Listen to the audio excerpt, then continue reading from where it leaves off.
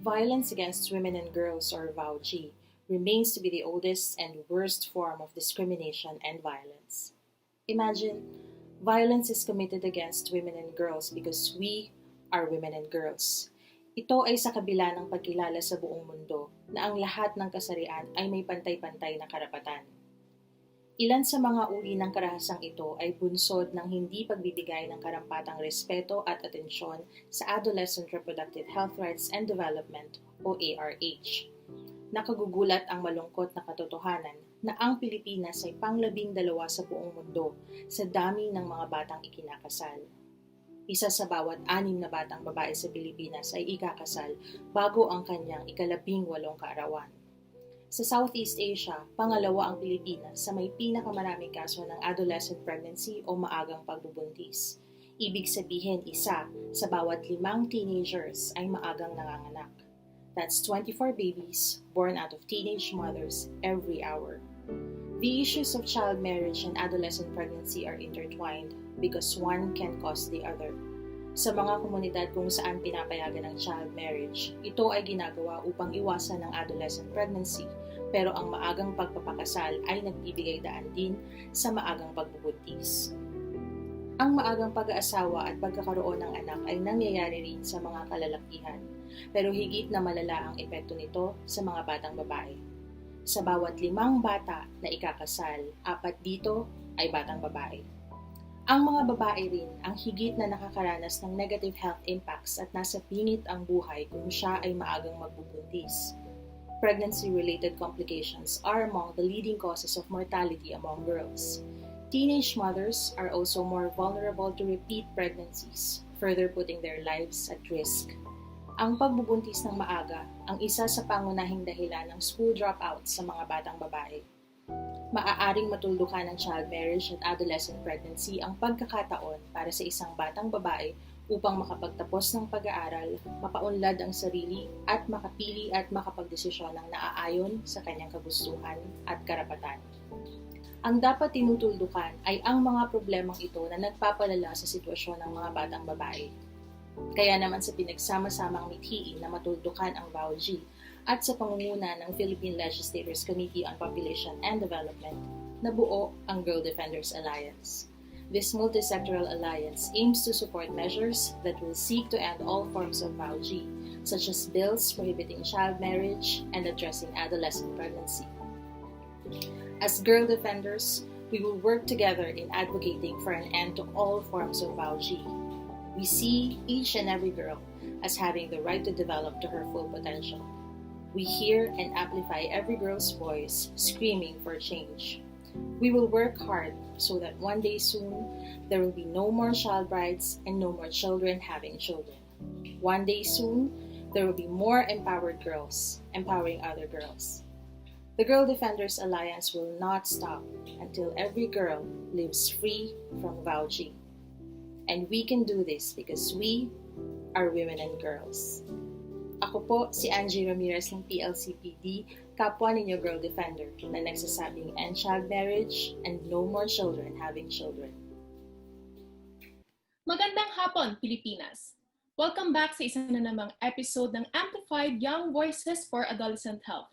Ako si Louie Galicia mula sa Philippine Legislators Committee on Population and Development at ako ang makakasama nyo ngayong hapon. Ang Tiny Concert Series na ito ay hatid sa inyo ng Philippine Legislators Committee on Population and Development at ng Commission on Population para sa campaign na No More Children Having Children. Today, alamin natin ang unique challenges ng mga kabataang babae on adolescent health, katulad ng maagang pag-aasawa at pagbubuntis. At bakit mahalaga ito for women and girls to be empowered and be part of the solution. Thank you to Ms. Angie Ramirez, Advocacy Manager of PLCPD, for setting the tone for our discussion today and giving us an idea kung ano na ang mga pagkilos and efforts na nagawa para dito. Pag-usapan pa natin ito further kasama ang ating mga special guests. Kasama natin si Rice Tusido at ang youth hashtag Girl Defender na si Kate, all the way from Maguindanao. First of all, let me ask you, Rice, how do you feel about the issue of child marriage and teenage pregnancy? Are these issues na narinig mo na before from discussions or nakikita among your generation? So, first of all, magandang hapon, magandang gabi po sa inyong lahat. Ako po si Rice Lucido. Um, how do I feel about the issue of child marriage and teenage pregnancy? Well, first, personally, masasabi ko na I've failed as an adult because I failed to protect and guide our children from these responsibilities, lalo na yung teenage pregnancy. Medyo mabigat yan for the mom and also for the child, for the young mom and for the child. Mabigat yung daladalang responsibilidad ng pagdadalang tao at pagbibigay ng buhay sa isa pang tao. And maraming mga risks itong hinaharap tong mommy and yung child na yon. Kasama na doon yung physical, mental, emotional, yan, kasama yan. Yung physical, apart from the physical differences na pwedeng ma-experience ng nanay, may mental changes din na pwedeng ma-impose or pwedeng ma-kamit or pwedeng maramdaman nung young mom na baka hindi pa siya ready doon dahil nga wala pa siyang proper guidance from adult or proper experience or sapat na maturity para harapin yung mga ganong risks. So, are these issues na naririnig ko ay narinig ko na? Yes, narinig ko na siya, matagal na. Kahit pa sa before our generation, it happens. And hanggang sa ngayon, sa henerasyon natin ngayon, nangyayari pa rin siya. And nakakalungkot na isipin na hanggang ngayon nangyayari pa rin siya, lalo na dun sa mga areas or sa komunidad na wala masyadong access sa edukasyon. At yun yung kailangan nating bigyan ng priority dahil education is really a fundamental and essential factor to these issues. So, yun yung masasabi ko. That's true, Rice. Education is essential. How about you, Kate? Do you observe these issues happening in your community and sa iyong generation or sa mga babae na kaedad mo? And ano sa palagay mo ang mga dahilan kung bakit ang mga ito nangyayari? My name is Naira Sangawan from Maguindanao. So, opo, sa katunayan, marami po akong napapansin na issues dito sa aming community. Particular na po dito ang child, early, and forced marriages. Nakakalungkot lang po sabihin na amidst of this pandemic, mas dumadami po or tumataas yung case ng teenage pregnancy dito sa aming community. And upon observing, I observed that there are three main reasons kung bakit ito patuloy na lumalaganap sa aming komunidad. Una po ay sa kadahilanan, hiwalay ang kanilang mga magulang o hindi maayos ang kanilang pamilya. Ang nangyayari po, ang kanilang anak ay uhaw sa atensyon at pagmamahal na kung saan dapat ang kanilang mga magulang at mga kapatid ang nagpapadama nito sa kanila. Kaya yung atensyon at pagmamahal na hinahanap nila ay napupunan ng kanilang kasintahan o napapadama ng kanilang kasintahan. Kaya dumadating po sa puntong ibinibigay na lamang nila ang kanilang sarili, which is often leads to early pregnancy or teenage pregnancy. Pangalawa po ay sa kadahilan ng sa kawalan ng panustos or kahirapan. Hindi man po lahat, pero yung iba sa mga magulang ay nagde-decide na lamang po na ipakasal yung kanilang anak without knowing na this is not the right time, this is not the right age para gawin nila yon. Pero para po kasi sa kanila, yun lang yung paraan para ma-lessen yung burden sa kanilang family. Ito naman po na rason ay nalilid sa early marriage. Pangatlo po ay dahil sa hatak ng social media or internet. Ang social media or internet ay maituturing kong pangunahin, isa sa pinakapangunahing dahilan kung bakit po maraming kabataan ngayon ang nabubuntis dahil po totoo at hindi maikakailang na ang social media or internet ay hitik na hitik sa mga pornografiyang material na kung saan madali na lamang po ina-access ng mga kabataan ngayon sa panahon ngayon. Kaya na po sa pamamagitan nito, napupukaw ang kanilang kuryosidad, nasubukan yung mga bagay-bagay na hindi angkop sa kanilang edad, bawas sa kanila or walang tamang gabay ng mga magulang. So yun po yung mga dahilan kung bakit mas lumalaganap po yung teenage pregnancy dito sa aming komunidad. So yun po. Okay. Thank you, Kate. Next question. There are others who ask why there is too much focus on women and girls' rights. What do you think are the unique challenges of girls and young women, and why do we need to prioritize this? Rice, you first.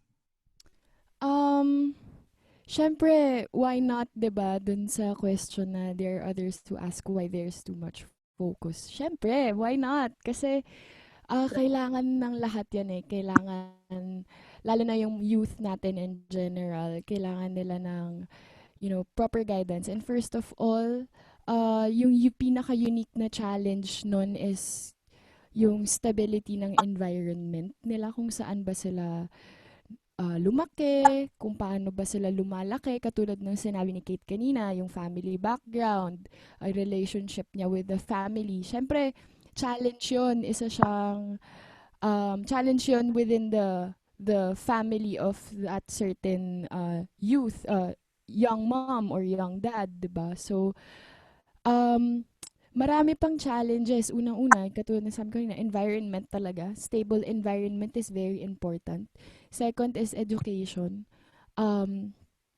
Pag hindi pantay yung education nating lahat, and yung mga taong wala masyadong access sa education, let's say sex education, mas maglilid talaga siya sa early pregnancies and early marriage. So, maraming factors. And how do we prioritize these?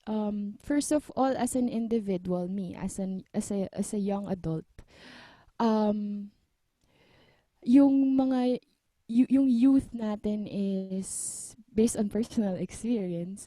We were swayed by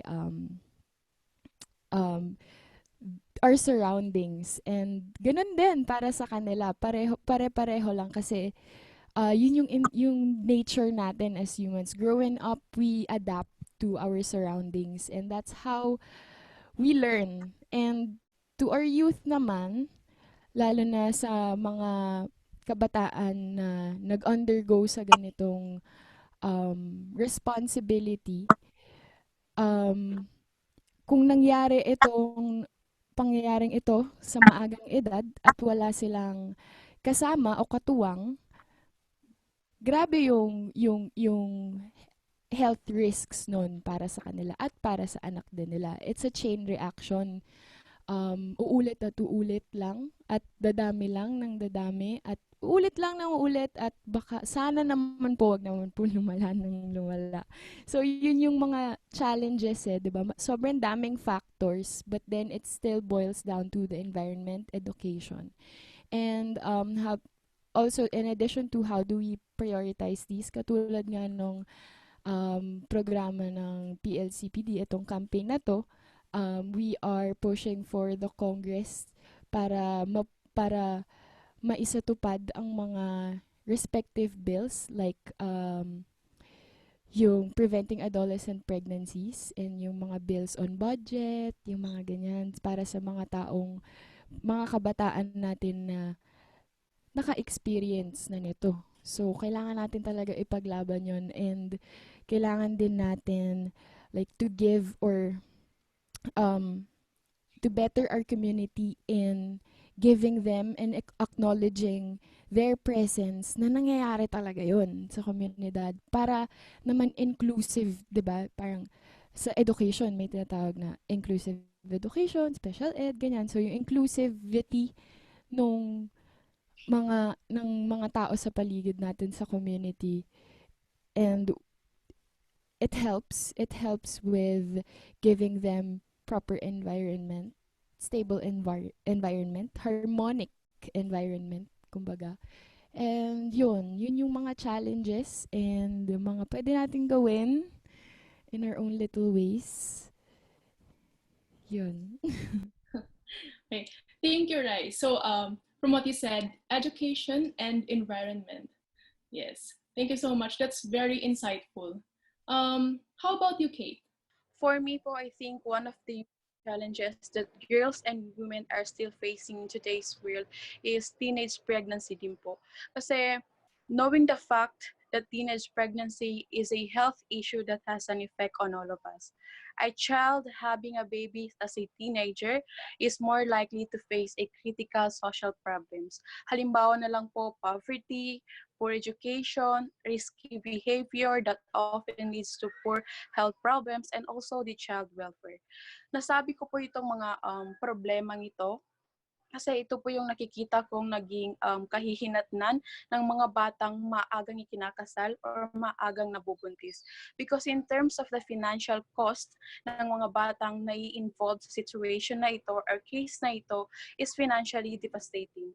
Kaya naman po, ganun na lang yung kagustuhan namin na mabigyan ito ng pansin, gawin itong priority nang sa ganun po ma-lessen po yung dumadaming case ng teenage pregnancy dito sa Pilipinas, and kung kaya lang po gradually masastop po ito sa pamamagitan po ng pagpapatupad ng batas na maglalayon mag-prohibit ng child marriage dito sa Pilipinas. So ayun po. All right. Thank you, Kate. Now, this one is for both of you. This one is a simple question, but we really need to be reminded always. Why do we need to empower women and young girls? Ito na rin siguro ang pwede ninyong iwan na final message para sa ating mga viewers. Personally and generally, I think that women and young girls and young women are already strong and empowered enough since day one. Yun lang naman talaga. Nandito na yung lakas natin ever since. So para sa akin, the work here is how to encourage others to encourage our women to keep at it. Like being as a woman, keep at it. Embrace mo yung pagiging babae mo. And all these roles that were imparted on us growing up are just half of who we are. So itong mga role na ibinigay sa atin ng society ever since growing up na minsan wala tayong malay na sundin. Itong mga to ay mga bagay lang na hindi pwedeng makapag-define sa atin kasi we're more than that. And we have to prove the world that, not prove, but we have to influence the world to by showing them how empowered and how we are as women. So it's like showing them that we are just as equal to men. And we shouldn't be defined by many. So ang message ko sa inyo ay lalo na sa issue natin ngayon na teenage pregnancy, tayo po ay maging mas bukas pa sa mga pwede pang mangyari in the future. Marami pa po tayong kakayahan. May mga bagay na sapat sa tamang edad, and may mga if we are to educate ourselves, since we don't have any access and wala tayong masyadong access sa mga information, we research ourselves, talk to your friends, kung hindi mo makausap ang family mo, talk to your friends, talk to your teachers, communicate. Okay, how about you, Kate? So for me po, women empowerment is very significant because in some way it brings change to other people's lives. Also, women empowerment is a part to encourage yung other women, yung mga kababaihan to, by telling them to feel strong and that they can do everything they want to do in the right way. Also, empowering women is a way to give women rights or equal right to participate in education, society, politically, and economy. And naniniwala po ako na through empowerment will help reduce the domestic violence due people promote and give value to other women. So, ayun po, mahalaga po talaga yung women empowerment sa mga kababaihan kasi ito po yung nagpaparemind sa kanila na kaya po nila gawin yung isang bagay na to.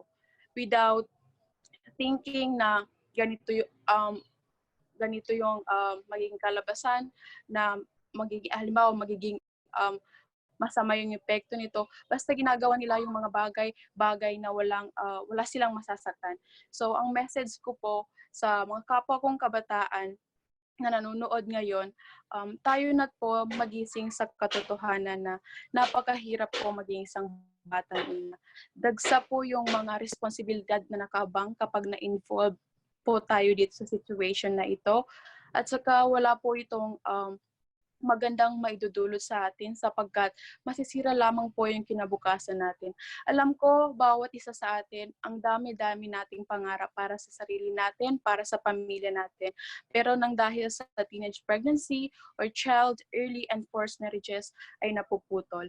So, ayun po, sana po muli nananawagan po ako na sana po ay suportahan yung bill na nasabi para po may patupad na po yung law that will provide equal protection to all the girls and women in the Philippines. At gusto ko lang din po bigyan ng message yung kapwa kong kabataan na na-involved na po dito sa situation na to, na wag po kayong sumuko sa buhay. Bumangon po kayo. Always look at the bright side of things. Ika nga nila, be the light instead of absorbing the darkness of others. So yun lamang po. Alright. Sana nakarating sa ating viewers ang inyong mga message, Rice and Kate. Okay. Thank you very much, Rice and Kate, for sharing your time for a short and sweet interview on this very serious topic. Narinig na natin siyang magsalita, pero ngayon, let our guest artist serenade us with her performance. Isa siya sa mga paborito ng ating mga kabataan. Narito si Rice Lucido.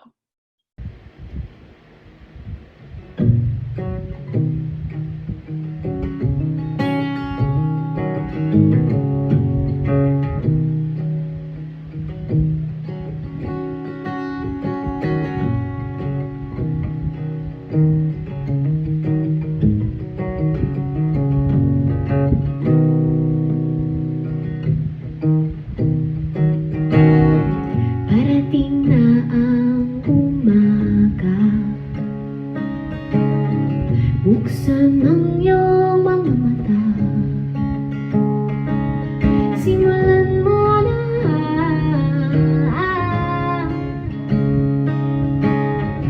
huminga pa ng huminga, damdamin mo ang hangin, yakap at mga himig.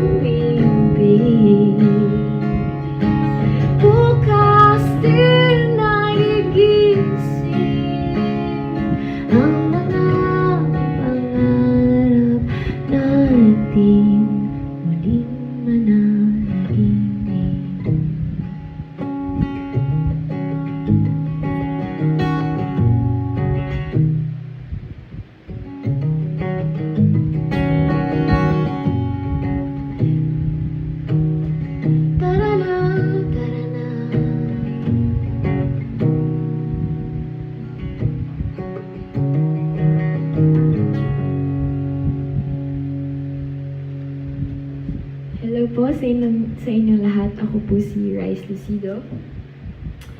At we are celebrating the International Youth Day by having an advocacy of no more children having children. This is their shirt. So welcome to the show.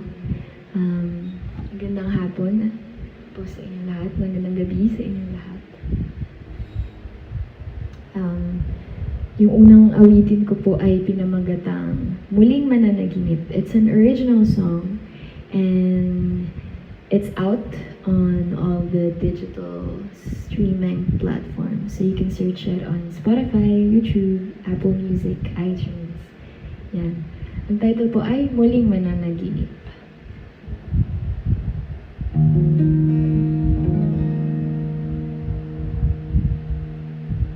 My next song is called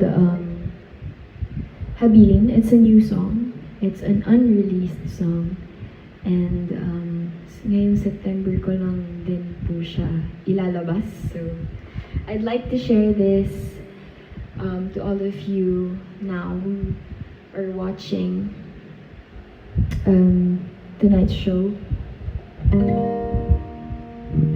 Lalo na sa mga kababaihan na kabataan o kabataan in general na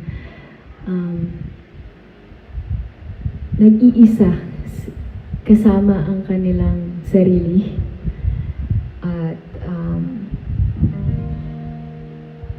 kapiling ang kanilang mga sariling naiisip.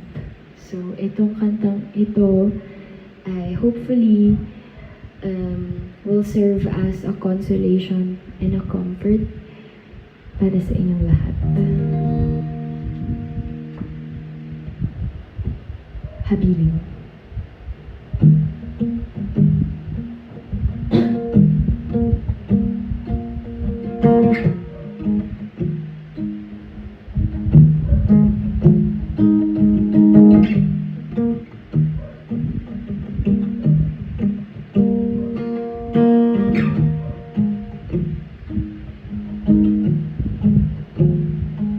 Di maiwasang mag-abang sa mga bagay na ikaw lang ang nakakaalam. Bawat galaw at hakbang, di mapigil ang ihamingan sa inaasam. Pagkat ang buhay ay ganyan, ang kasagutan ay wala sa dinaramdam.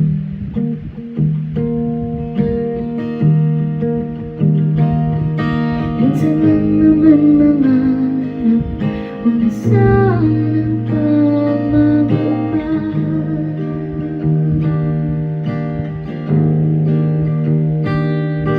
Di malaman ang epekto dahil wala namang perpekto sa mundong ito.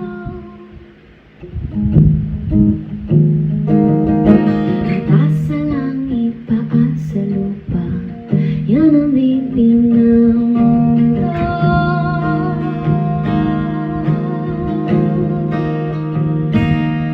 Pagkat ang buhay ay ganyan, ang kasagutan ay wala sa dinaramdam.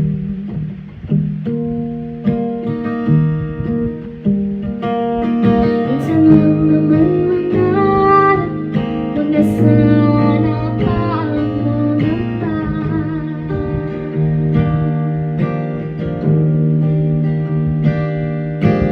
Di na bale, di na bale, di na bale kung hindi maintindihan.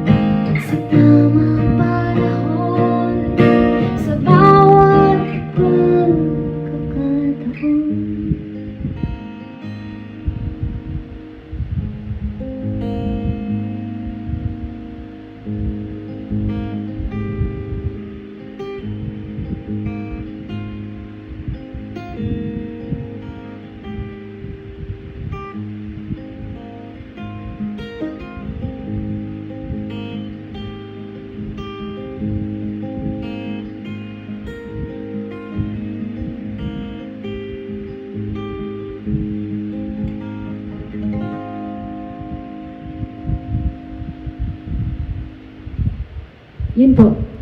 Maraming salamat. That was Habilin.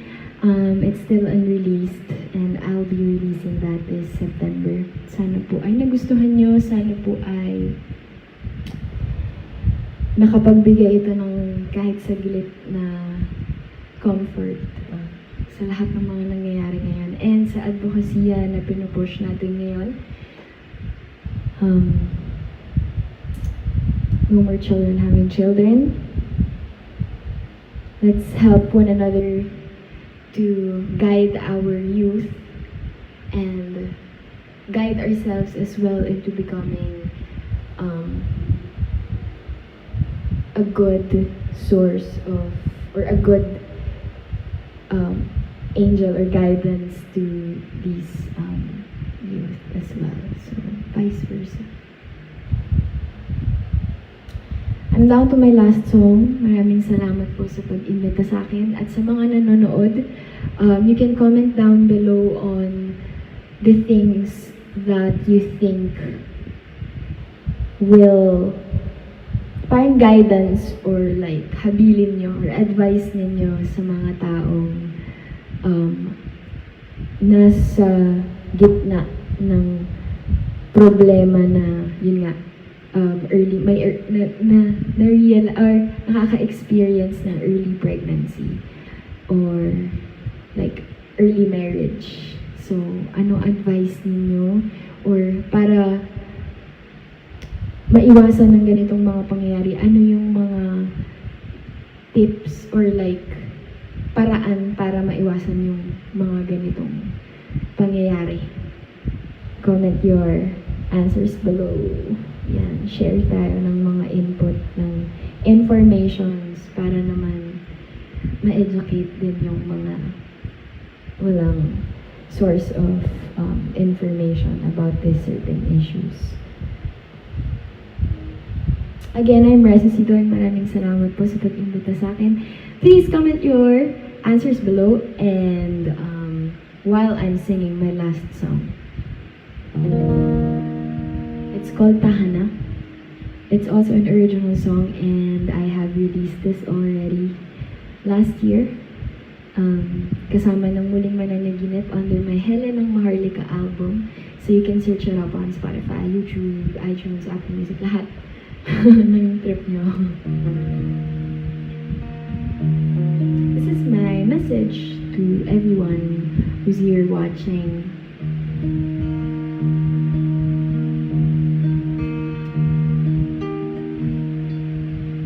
Actually, para rin siyang prayer for me. So, kinakanta ko to pag nafe-feel ko na may anxiety mo naman ako. O pakiramdam ko wala nang katapusan yung mga problema. So, kinakanta ko to for myself. And I'd like to share that same feeling with you guys.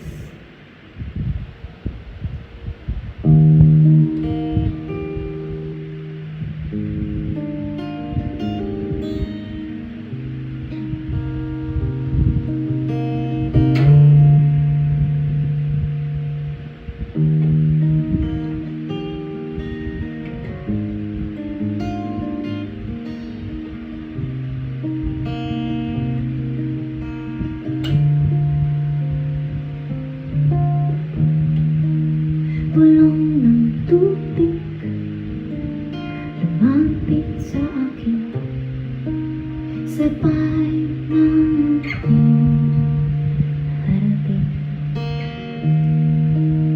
lahat ng pasakit aking akuin, umagos lang sa akin harating.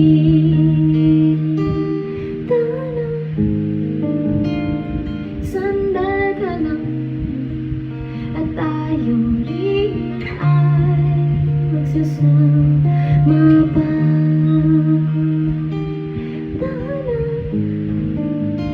Huwag mabahala at tayo ay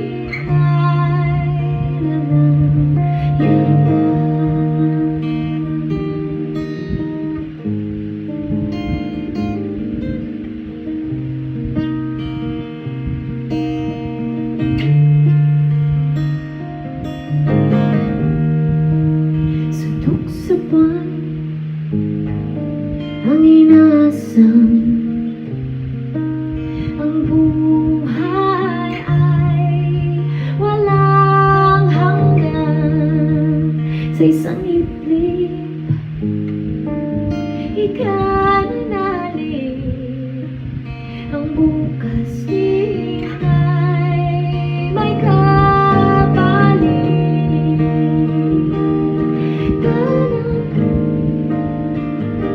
Sandal ka lang at tayo ay magsasama pa. Sana huwag mabahala at tayo ay lalaya pa.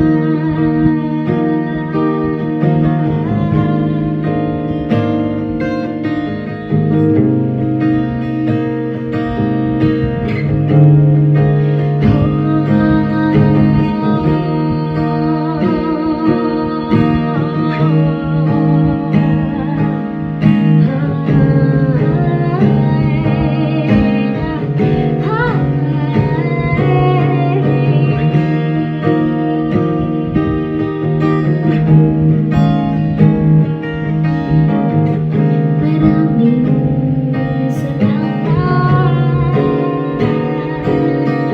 Balik ka na sa ating lahi. Ibalik mo ang iyong hiling.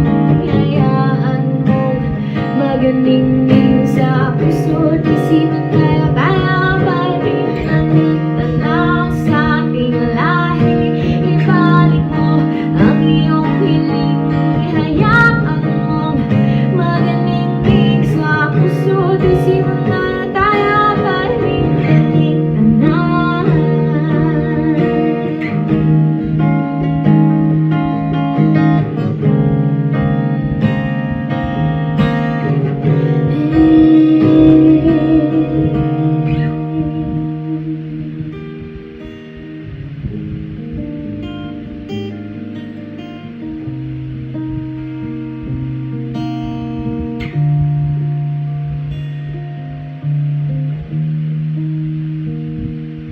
Sana sandal ka lang tayo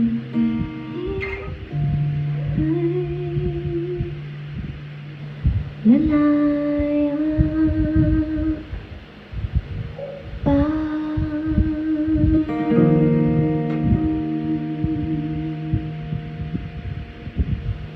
Maraming salamat po ulit. Ako po si Rice Lucido. Thank you very much, Rice, for an inspiring performance. Salamat din kay Kate at sa lahat ng #Girl Defenders na patuloy ang pagsuporta sa kapakanan at karapatan ng ating mga kabataan. Pero syempre, maraming salamat sa lahat ng ating viewers sa pagsubaybay hanggang dito sa huling episode ng ating Tiny Concert Series. Patuloy sana tayong makisama, magsalita at umaksyon sa usapin ng adolescent pregnancy at child marriage. Muli, this campaign calls on our lawmakers for decisive action on adolescent pregnancy. Panawagan po namin maipasa ang bills seeking to prevent adolescent pregnancy as well as those seeking to end child marriage. Para makatulong na rin sa prevention, we also would want to see the mandatory comprehensive sexuality education under the reproductive health law implemented, so that young people are not left in the dark when it comes to their own sexuality and reproductive health concerns.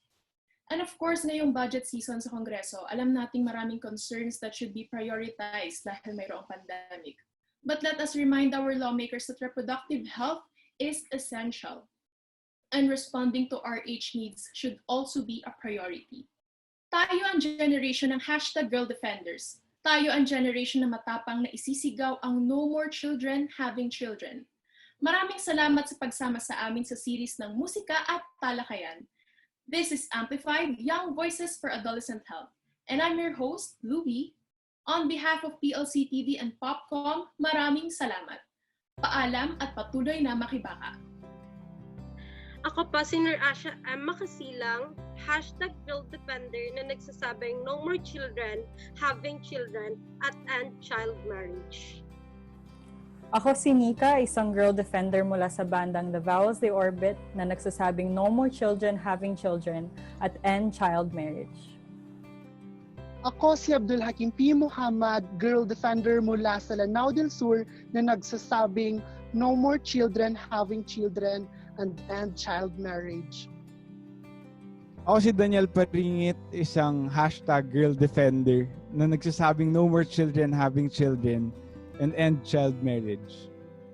Ako si Jackie Mumansag, galing sa Barangay Kulyat, isang #girl defender nagsasabing no more children having children and end child marriage. Hello everybody, I'm Raisa Sido mula sa Manila, isang girl defender na nagsasabing no more children having children and end child marriage.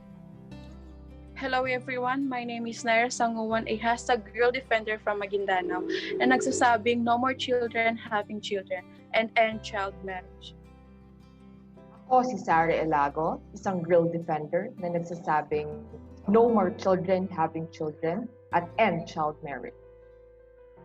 Ako si Romdon Ghetto, isang girl defender, nagsasabing no more children having children at end child marriage.